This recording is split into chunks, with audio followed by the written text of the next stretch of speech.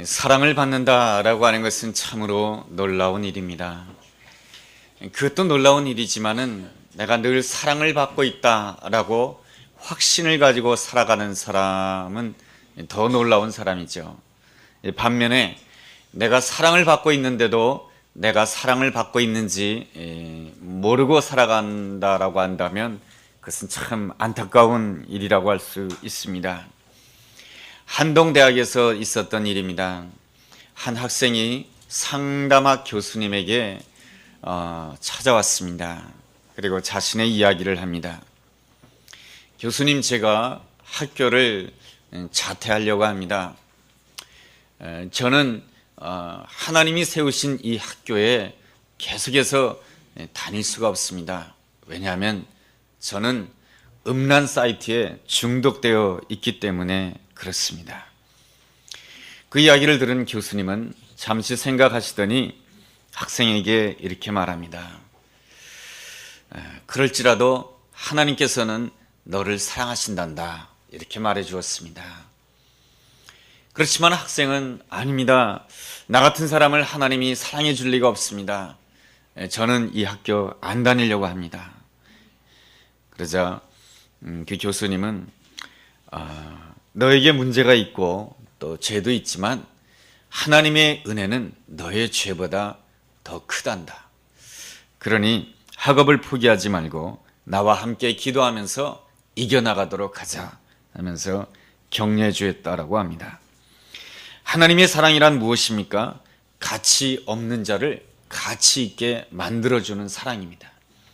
하나님의 사랑이라고 하는 것은 자격 없는 자를 자격 있는 자로 만들어주는 놀라운 사랑입니다. 우리는 사랑이라고 하는 말을 좋아합니다. 사랑이라는 말을 두 가지 종류로 나누어서 생각해 볼 수가 있겠습니다. 하나는 자기중심적인 사랑이요, 또 하나는 하나님 중심적인 사랑입니다. 자기중심적인 사랑을 에로스 사랑이라고 한다면 하나님 중심적인 사랑을 아가페 사랑이라고 말할 수 있습니다. 에로스 사랑이 육체의 욕망을 중심으로 한 사랑이라고 한다면 아가페 사랑은 영적인 사랑이라고 말할 수 있습니다. 에로스 사랑이 끊임없이 위로 올라가려고 하는 사랑이라고 한다면 아가페 사랑은 계속해서 내려오는 사랑입니다. 우리 예수님께서 늘 내려오셨지요. 높고 높은 보좌에 계신 나의 주님이시지만 예수님께서는 우리를 위하여서 낮은 자리에 오셨습니다. 말구 위에 오셨고요, 목수의 아들로 오셨고요, 또한 십자가 자리까지 낮아지셨습니다. 에로스의 사랑이 나 자신을 기준으로 해서 다른 사람을 선택하는 사랑이라고 한다면 아가페의 사랑은 하나님의 관점으로 다른 사람을 선택하는 사랑이라고 할 수 있습니다. 에로스의 사랑은 다른 사람의 가치를 자꾸만 떨어뜨리는 그러한 사랑이라고 한다면 아가페 사랑은 다른 사람의 가치를 자꾸만 높여주는 그러한 사랑이라고 말할 수가 있습니다. 어느 30대 여자 집사님의 이야기입니다. 결혼하기로 한 남자분이 있었습니다. 양가 가정도 서로 인사하는 사이였고 서로 때가 되면은 결혼할 것이다 라고 이렇게 생각했던 그러한 사이였습니다. 그런데 이 여자분은 혼전 임신하게 되었습니다. 결혼하기로 한 남자와 말이죠. 이러한 임신 사실이 알려지게 되자 시댁 식구들의 눈빛이 달라지기 시작하였습니다. 이 시댁 식구들은 어떻게 보았냐면 내 아들은 괜찮은 아들인데 이 결혼은 어쩔 수 없이 손해보면서 결혼하는 것이다 라고 하는 그러한 인상과 눈빛으로 이 여자분을 냉대하였습니다. 우여곡절 끝에 결혼을 하였습니다. 그렇지만은 그 시댁 식구들로부터 냉대를 받을 때마다 이 여자의 마음 가운데는 이러한 생각이 생겼다라고 합니다. 어느 날 내가 남편을 죽이고 나도 죽겠다. 그리고 혼전 임신으로 인해서 낳은 딸이 있는데 이 딸을 자신도 모르게 날마다 이렇게 가혹하게 대했다고 합니다. 아이가 울면은 가차없이 아이를 때렸다라고 합니다. 그것이 지금도 마음이 많이 아프다고 합니다. 마음의 큰 상처 때문에 그런 것이죠.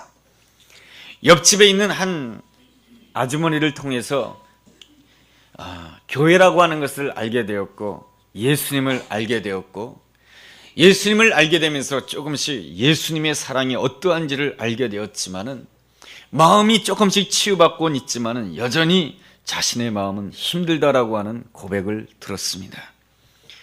우리는 사랑 그 자체를 소중하다고 생각합니다. 그렇지만은 우리가 생각하는 사랑의 대부분은 자기중심적인 욕구에서 나온 사랑이고, 나의 필요에서 출발하는 경우가 많이 있습니다. 나 중심적인 욕구에서 출발하는 그 사랑을 에로스의 사랑이라고 하는 것이죠. 이 에로스의 사랑은 쉽게 내 옆에 있는 사람의 가치를 하락시키는 것입니다. 그러나 하나님 중심적인 사랑은 어떻습니까? 날마다 상대방의 가치를 높여주는 것입니다. 진정한 사랑은 상대방이 소중히 여기는 것을 빼앗지 않습니다. 아담과 하와가 왜 에덴 동산에서 쫓겨났습니까? 하나님을 진실로 사랑하지 않았기 때문에 그렇습니다. 하나님께서는 아담과 하와를 사랑해 주셔서 에덴 동산에다가 살게 하셨습니다. 그리고 부족함이 없도록 하나님께서는 채워주셨습니다. 그렇지만 하나님께서 한 가지 금한 것이 있었습니다. 선악을 알게 하는 나무의 과실은 먹지 말라고 하는 것이 하나님이 원하는 것이었습니다. 선과 악에 대해서 판단하는 것은 내 몫이다. 너의 몫은 선과 악을 판단하는 것이 아니다라고 우리 주님께서 아담과 하와에게 말씀해 주셨습니다. 선과 악을 판단하는 것은 내 것이니 이 내 것을 건드리지 말라고 하나님께서는 아담과 하와에게 말씀해 주셨습니다. 그런데 아담은 나 스스로 선과 악을 판단하고 싶었습니다. 결국에는 하나님의 것을 빼앗는 자가 되었습니다. 에덴 동산에서 쫓겨날 수밖에 없었고, 기쁨을 잃어버리는 인생이 될 수밖에 없었습니다. 하나님이 원하시는 아름다운 사랑이란 무엇입니까? 상대방을 소중히 여기고 존중히 여기는 것입니다. 상대방을 존중히 여긴다라고 하는 것은 무엇입니까? 상대방이 아끼고 소중히 여기는 것을 빼앗지 않는 것입니다. 사람들은 저마다 살아가면서 나름대로의 비밀이 있고 감추고 싶은 것이 있습니다. 내가 상대방을 진실로 사랑한다라고 한다면 상대방의 비밀에 대해서, 아픈 것에 대해서 안다고 할지라도 모른 척하고 넘어가 주는 것이 정말로 아름다운 사랑인 것입니다. 우리 예수님께서는 언제나 사랑해 주셨습니다. 가는 곳마다 상대방의 가치를 높여 주셨습니다. 길을 가시다가 간음 중에 잡힌 여인을 만나게 됩니다. 모든 사람들이 그 여인을 향해서 돌을 들어서 치려고 하였습니다. 그렇지만 우리 예수님께서 이렇게 말씀하십니다. 나도 너를 정죄하지 아니하노니 이제부터는 죄를 범하지 말라. 우리 예수님께서 그렇게 말씀해 주심으로 인하여서 이 여인의 가치가 달라졌습니다. 이 여인은 예수님이 십자가 지시기 이전에 예수님 앞에 향유를 붓게 되고 자기의 머리털로 예수님을 닦아드리는, 예수님의 발을 닦아드리는 거룩한 여인이 되었습니다. 한때는 보잘것없는 여인이었고 돌에 맞아 죽을 수밖에 없는 보잘것없는 여인이었지만은 예수님을 만남으로 인해서 그의 가치는 거룩한 가치가 되었고 그의 가치는 얼마나 고귀한 가치가 된지 모릅니다. 이렇듯 주님의 사랑은 다른 사람의 가치를 날마다 높여주는 아름다운 사랑입니다. 룻과 보아스의 사랑이 그렇습니다. 룻은 남편을 잃었고 모든 것을 다 잃어버렸습니다. 시어머니는 이렇게 말합니다. 나는 참으로 불쌍한 사람이다. 내 이름은 마라와 같다. 그러니 내 곁을 떠나라. 내 옆에 있으면 너는 불행해질 것이다. 그러나 룻은 어머니에게 이렇게 고백합니다. 어머니의 하나님은 나의 하나님이 될 것이며 어머니의 백성은 나의 백성이 될 것입니다 라고 고백을 하게 됩니다. 이 룻은 진실로 하나님을 사랑했고 내 옆에 있는 시어머니 나오미를 사랑하였습니다. 그러기에 하나님께서는 이 룻에게 어떠한 만남을 주십니까? 보아스와의 아름다운 만남을 주셨습니다. 우리 주님께서 보아스와 아름답게 만나게 해주심으로 인해서 룻의 가치는 놀랍게 달라지게 됩니다. 룻의 가치는 어떠한 가치로 변화되게 됩니까? 다윗의 증조모가 되는 이러한 가치로 변화되고요. 더 나아가서는 예수님을, 이 다윗의 후손 가운데 예수님이 탄생하지 않습니까? 룻의 후손 가운데는 메시아가 탄생하는 놀라운 가치를 지니는 아름다운 여인이 되었습니다. 또한 이 룻은 자기 아들의 이름을 오벳이라고 지었는데요. 이 오벳이란 뜻이 무슨 뜻인지 아십니까? 오벳이라고 하는 뜻은 나오미가 아들을 낳았다는 뜻입니다. 나오미가 누구입니까? 시어머니 아닙니까? 자기가 아들을 낳았는데 그 아들 이름을 무엇이라고 지었냐면 나의 시어머니 나오미가 아들을 낳았다라고 지었습니다. 이게 무슨 뜻입니까? 오늘 나의 행복은, 오늘 나의 가치가 달라진 것은 나의 시어머니 나오미의 기도 때문이며 나오미의 아름다운 신앙 때문에 오늘 내가 있는 것이다라고 고백하는 것입니다. 그렇게 함으로 인해서 어떤 결과가 나왔습니까? 이 룻으로 인하여서 나오미의 가치가 달라진 것입니다. 이렇듯 하나님을 사랑하는 사람들은 내 옆에 있는 사람의 가치를 높여주는 아름다운 사랑입니다. 내 안에 주님의 사랑이 있습니까? 나는 주님을 사랑한다고 하면서 나는 내 옆에 있는 사람의 가치를 얼마나 높여주었습니까?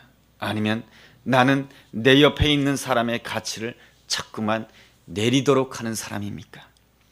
바리새인들은 어떻습니까? 그들은 끊임없이 만나는 사람들의 가치를 떨어뜨린 사람이었습니다. 자신의 의로움을 높이기 위해서, 자신이 당당하다고 하는 것을 모든 사람들에게 알리기 위해서 그들은 끊임없이 내 옆에 있는 못난 사람, 부족한 사람, 보잘것없는 사람, 세리와 죄인들을 향해서 비난하고 정죄하였습니다. 예수님께서 그 세리와 죄인들과 어울리게 되자 이 바리새인들은 예수님을 향해서 뭐라고 합니까? 저 예수는 죄인들의 친구라고 조롱하였습니다. 여러분, 내 옆에 있는 사람의 가치를 떨어뜨리는 사람은 하나님의 가치도 떨어뜨리는 사람입니다. 바리새인들은 예수님을 향해서 죄인들의 친구라고 조롱했지만 예수님께서는 그 조롱 섞인 이야기를 들으면서 기꺼이 죄인들의 친구가 되어주길 원하셨고, 죄인들의 친구가 되어줌으로 인해서 죄인의 가치를 의인의 가치로 바꿔주시는 놀라운 은혜를 베풀어 주신 분이 나의 주님이신 것입니다. 그 놀라운 주님의 사랑을 받는 자가 바로 우리들인 줄로 믿습니다. 오늘 말씀에는 하나님의 사랑으로 우리의 가치가 어떻게 달라지는지에 대해서 오늘 본문의 말씀이 우리에게 설명해 주고 있습니다. 첫째로 우리의 가치가 달라질 수가 있는 것은 7절 말씀처럼 죄사함의 은혜를 받았기 때문에 그렇습니다. 죄란 무엇입니까? 하나님 없이 사는 것이 다 죄인 것입니다. 로마서 1장 29절 말씀 읽어보면 죄의 목록들이 나열되어 있습니다. 그 중에 불의라고 하는 것이 있습니다. 불의라고 하는 것은 무엇입니까? 하나님은 틀렸고 늘 나는 옳다라고 생각하는 것입니다. 늘 나는 옳다라고 생각하는 사람을 향해서 성경에서는 뭐라고 이야기하냐면 불의한 사람이라고 말합니다. 죄 가운데는 탐욕이 있다라고 합니다. 필요 이상으로 욕심을 많이 부리는 것을 탐욕이라고 합니다. 죄에는 시기가 있습니다. 시기가 있으면 미워하게 되고, 미워하게 되면 살인하게 되는 것입니다. 죄가 있게 되면 무정하게 됩니다. 무정이라고 하는 것은 사랑받지 못하는 마음 아니겠습니까? 죄가 있게 되면 수근수근하게 되고 비방하는 자가 됩니다. 이 모든 것이 바로 하나님을 떠난 상태요 죄의 결과라고 하는 것입니다. 로마서 3장 23절에는 모든 사람이 죄를 범하였음에 하나님의 영광에 이르지 못한다라고 말씀해 주고 있습니다. 의인은 없다, 의인은 없나니 하나도 없다라고 말씀해 주고 있습니다. 제럴드 제리슨이라고 하는 학자는 이렇게 말합니다. 만약 사람들이 세상에서 살다가 참말만 한다라고 한다면 이 세상은 끔찍한 세상이 될 것이다라고 말합니다. 이상하지 않습니까? 여러분, 사람이 참말을 하는데 어떻게 이 세상이 끔찍한 세상이 되겠습니까? 왜 그런 겁니까? 사람의 마음속에 악이 있기 때문에, 이 마음 가운데 악한 것이 있기 때문에 입으로 나온 것은 참말을 한다 할지라도 그것이 악한 말이 된다라고 하는 것입니다. 우리가 이러한 말로 시작할 때가 있습니다. 내가 솔직히 이야기하는 건데, 여러분, 내가 솔직히 이야기하는 건데로부터 시작되는 말 중에서 좋은 말들이 없습니다. 내가 솔직히 이야기한 건데 하면서 너는 너무 아름다워, 내가 솔직히 이야기하는데 너는 너무 예뻐, 이렇게 말하는 적이 없습니다. 내가 솔직히 이야기하건데 그 다음부터는 다른 사람의 단점을 지적합니다. 다른 사람의 못난 점을 지적합니다.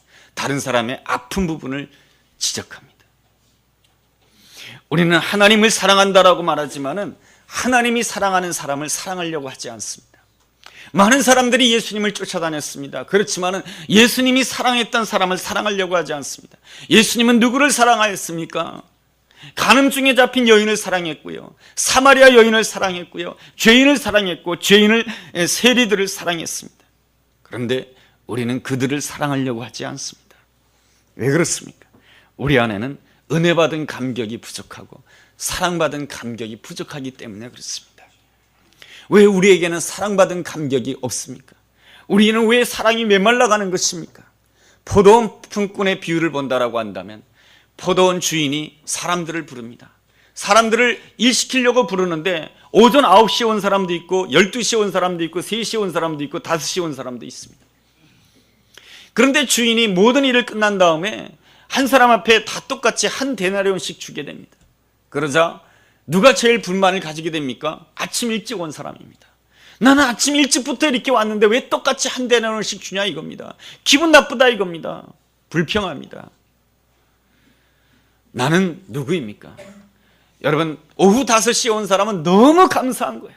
내가 늦게 왔는데 이렇게 나에게 한 데나리온 주다니 너무 감사한 거예요. 여러분, 나는 신앙생활하면서 몇 시에 왔다고 생각하십니까?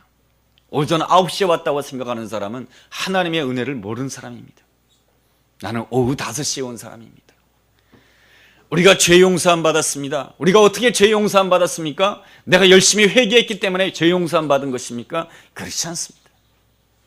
여러분, 죄에는 반드시 대가가 있어야 됩니다. 대가를 치러야 되는데 그 대가를 누가 치렀습니까? 예수님이 치르셨습니다. 무거운 십자가를 지시고 그 십자가에서 고통을 당하심으로 인해서 내가 온전히 죄사함 받은 줄로 믿습니다. 이사야서 53장 5절 말씀 이렇게 말씀해 주십니다. 그가 찔림은 우리의 허물 때문이며 그가 상함은 우리의 죄악 때문이라. 그가 징계를 받음으로 우리가 평화를 누리고 그가 채찍에 맞음으로 우리가 나음을 입었도다. 그러므로 우리는 언제나 그리스도 안에서 살아야 됩니다. 내가 가치가 있는 것은 그리스도 안에 있기 때문에 그렇습니다. 내가 소중한 것은 예수님 안에 있기 때문인 것입니다. 나는 그리스도를 떠난다라고 한다면 나는 아무것도 아닌 것이죠. 사망에 이를 수밖에 없습니다. 그러나 내가 예수 안에 있을 때는 나는 하나님의 자녀로서 아름다운 가치가 있는 사람인 줄로 믿습니다. 둘째로 우리의 가치가 달라지는 것은 8절 말씀처럼 하나님이 주신 지혜와 총명 때문에 그렇습니다. 지혜란 무엇입니까? 하나님의 뜻을 깨닫는 것입니다. 총명이라고 하는 것은 무엇입니까? 깨달은 은혜를 생활 속에서 잘 적용하는 것입니다. 지혜란 무엇입니까? 하나님의 말씀이 잘 귀에 들리는 것입니다. 하나님의 말씀이 귀에 잘 들리는 거 말이죠. 이것이 바로 지혜인 것입니다. 그리고 그 말씀을 생활 속에서 순종하고 충성하는 것이 총명인 것이죠. 어느 50대 여자 집사님이 계셨습니다. 하루는 병원에 검사가 있어서 병원에 갔습니다. 병원에 검사가 끝났는데 간호사 한 분이 차트를 들더니 이렇게 말씀하시는 것이었습니다. 아주머니, 놀라지 마세요. 아주머니는 간암 말기입니다. 빨리 오늘 입원하셔야 되겠습니다. 서두르세요. 수술해야 됩니까? 그럼요, 수술해야죠. 수술한다 할지라도 아주머니는 6개월 이상 살기가 어렵습니다. 너무 심각한 이야기를 들었습니다. 정말로 마른 하늘의 날벼락이었습니다. 여러분, 나이가 50이 넘어가면요, 이 병원에서 이 건강검진 받으면요, 이상하게 두려워요. 뭐가 나타날까 봐.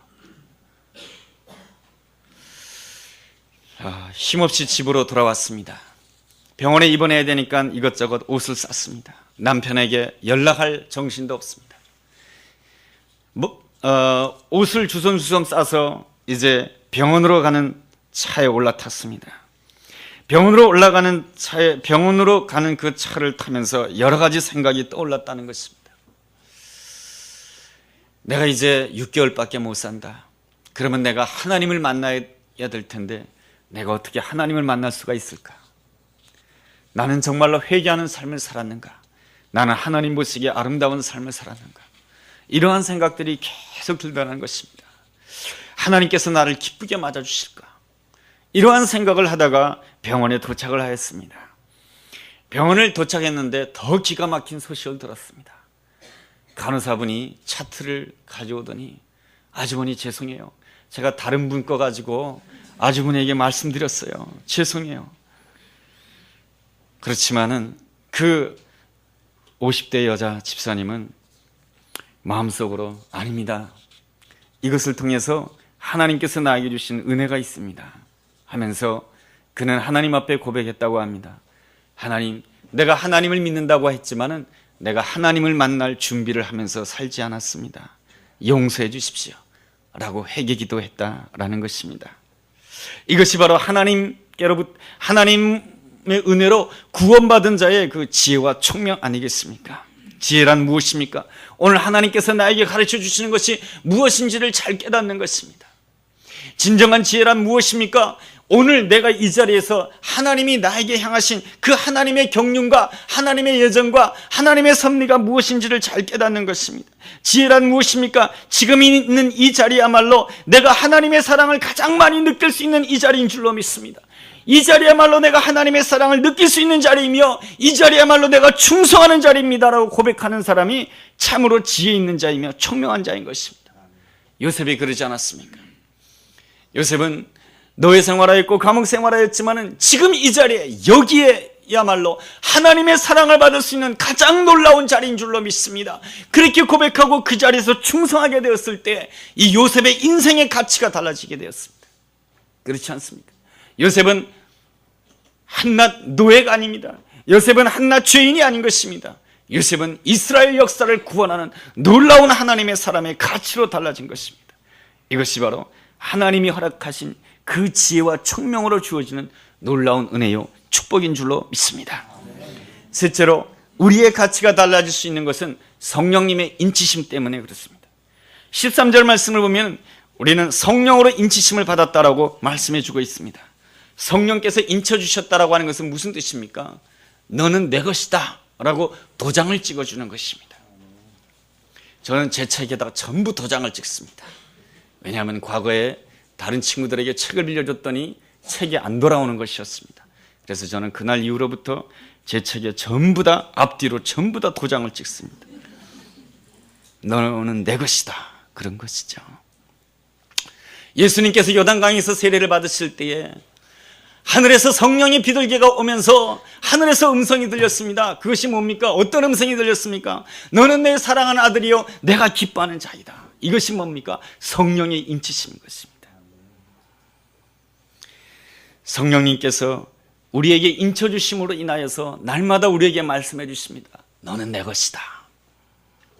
그런데 우리는 종종 예수님을 부끄러워합니다. 직장생활 속에서 예수님을 부끄러워하고 친구들 앞에서 예수님을 부끄러워합니다. 그러나 우리 예수님은 나에 대해서 부끄러워하지 않습니다.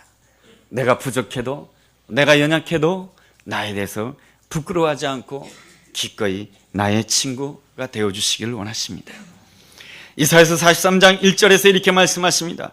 내가 너를 지명하여 불렀나니 너는 내 것이라. 내가 불 가운데를 지날 때에 내가 너와 함께 할 것이라. 강을 건널 때에 물이 너를 침몰치 못할 것이며 내가 불 가운데로 다닌다 할지라도 너는 타지 아니할 것이며 불꽃이 너를 사르지 못할 것이다 라고 축복해 주십니다. 그런데 우리는 종종 하나님의 은혜를 의심합니다. 왜 그렇습니까? 삶 속에서 죄를 짓기 때문에 그렇습니다. 죄를 짓기 때문에 하나님이 정말로 나를 사랑하실까? 자꾸만 의심하는 것입니다. 그렇지만 우리는 알아야 될 것이 있습니다. 빌립보서 1장 6절 말씀에 하나님께서 우리에게 한 번 선한 일을 시작하시면은 그리스도 예수의 날까지 우리에게 선한 일을 행하신다라고 말씀해 주십니다. 하나님은 결단코 나를 포기하지 아니하시는 나의 하나님이신 줄로 믿습니다. 내가 어떠한 문제가 있고 어떠한 부족한 점이 있다 할지라도 하나님께서는 반드시 내 손목을 붙잡고 저 천국까지 갈 때까지 나를 인도해 주시고 나를 포기하지 아니하시고 나를 이끌어 주시는 나의 주님이신 줄로 믿습니다. 여러분, 로마서 8장 16절 보면 이러한 말씀이 있습니다. 성령이 친히 우리 영으로 더불어 우리가 하나님의 자녀인 것을 증언하신다라고 말씀해 주고 있습니다. 여기에서 증언하신다라고 하는 이 표현을 현재 진형으로 쓰고 있습니다. 현재 진행형이라고 하는 것은 계속된다고 하는 것이죠. 성령님께서는 계속해서 증언해 주고 있는 것입니다. 너는 내 아들이야. 너는 내 것이다라고 계속해서 증언해 주고 있습니다. 우리가 죄를 짓게 되면은 막 괴롭습니다. 힘듭니다. 하나님 앞에 예배드리지 아니하면 내 마음이 괴롭습니다. 왜 그렇습니까? 성령님께서 내 마음 가운데 증언하고 있기 때문에 그렇습니다. 너는 내 것인데, 너는 내 자녀인데 라고 끊임없이 증언하고 계신 것이기 때문에 그렇습니다. 이 사실을 우리가 알고 있다라고 한다면 우리는 확신할 수 있습니다. 그 어떠한 것도 하나님의 사랑에서 나를 끊을 수 없는 줄로 믿습니다. 이 하나님의 놀라운 사랑을 확신하게 될 때 그 사람은 진실로 가치 있는 사람이 되는 것이죠. 여러분, 이 부모의 사랑을 확신하는 사람은 가치 있는 사람이에요. 나의 부모님은 나를 사랑하지 않아. 이 가치가 없는 거예요. 내 아내는 나를 사랑하지 않아. 이거는 좀 그렇죠. 내 남편은 나를 너무 사랑해. 가치가 있는 사람이에요. 내 아내는 나를 너무 사랑해. 가치가 있는 사람이죠. 내 부모님은 나를 너무나도 사랑해. 가치가 있는 사람이죠. 성령님의 인치심을 받게 되면 거룩한 능력을 받게 됩니다. 그 이전에 부모가 나를 인정하지 않아도요, 하나님이 나를 인정해 주시기 때문에 우리는 가치 있는 사람인 줄로 믿습니다. 성령님의 인치심을 받게 되면 거룩한 능력을 받게 됩니다. 사도행전 1장 8절 말씀 보면 오직 성령이 임하시면 예루살렘과 유대와 사마리아와 땅끝까지 이르러 내 증인이 될 것이다 라고 말씀해 주고 있습니다. 성령을 받는 것은 바람을 타는 것과도 같습니다. 핸델이 메시아를 찾고 갈 때에 한 달도 안 돼서 지었다라고 합니다. 어떻게 그럴 수가 있습니까? 메시아는 정말로 불후의 명곡 아니겠습니까? 그럴 수가 있었던 것은 성령의 바람을 탔기 때문에 그런 것입니다. 우리 예수님께서는 우리에게 약속해 주십니다. 내가 이 세상을 떠나야 너희들에게 보혜사 성령이 임한다라고 말씀해 주고 계십니다. 그리고 우리의 삶 속에서 날마다 성령님이 함께 해 주시길 원하십니다. 그렇기 때문에 우리는 날마다 성령님을 인정해야 되는 것입니다.